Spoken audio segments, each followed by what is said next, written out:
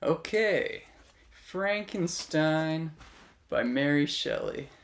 Alright, finished reading this a week ago, and we're going to talk about it, what I thought of it. I'm going to give away things that happened, so if you're hoping to read this book, well, I'm going to ruin some of it.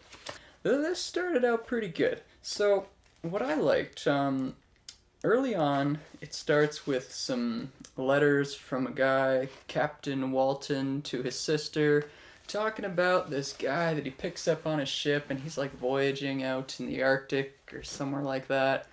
Yeah, it's kind of in the Arctic area, and they're over in England in most of the story, or that area.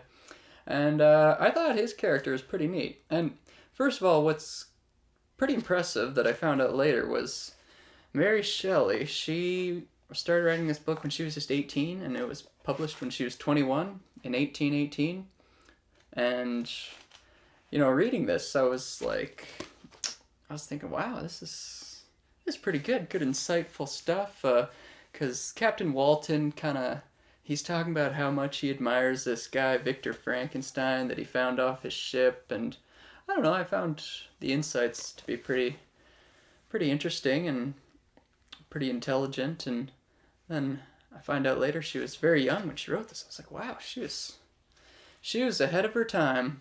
And as you get into Victor Frankenstein's character, and he's talking about how he wants to go away to school, and then he does go away, and he's talking about all his dreams of becoming a great scientist and making impressive discoveries, blah blah blah. And that part of the book I really liked. I was like, wow, this is fantastic. This might end up being one of my favorite books. But then I don't know. It didn't hold up all the way through for me. When he got into actually making Frankenstein, for one thing, it was I felt that part was pretty quick. It was just well, I figured out how to make the flesh and bones, and I brought it to life, and hey, there it was. It definitely is different than what myself and probably a lot of other people expect of the story Frankenstein, because, we know it all from movies and stuff where it's mad scientist, electricity on a castle, thunderstorms outside, and bolts in the neck of Frankenstein. It wasn't really much of that.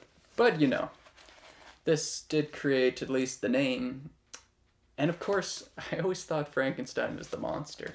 Nope. Victor Frankenstein's the guy that made the monster. But, yeah, I felt after the monster was made, the story just wasn't really that thrilling. And then he finds Frankenstein later on because a family member got killed, and the family member, it was this character Justine. I felt like we barely knew who that character was. It was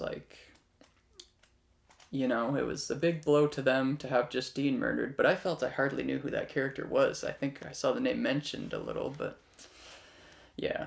And then he gets to a part where he finds Frankenstein, and they he finds the monster, Victor Frankenstein does, and they go to his cave, and he tells him everything that's happened, and it's a bit wild that this monster ended up just hanging out outside of a cottage and just learning to speak not only English, but really good English.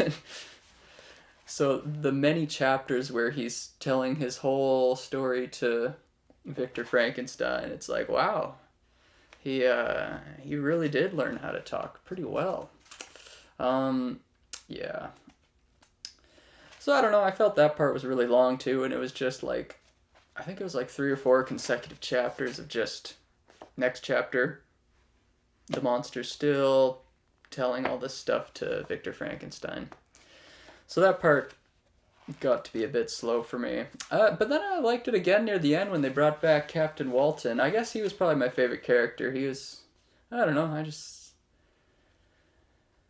I liked his character the most. But, it was neat to read this book, and the only classics I'd read Of Mice and Men and The Outsiders when I was forced to in school many years ago, and I don't remember those books at all, so, so this was definitely something different for me. And, yeah, doing this video today too because I got to return this afternoon to the library.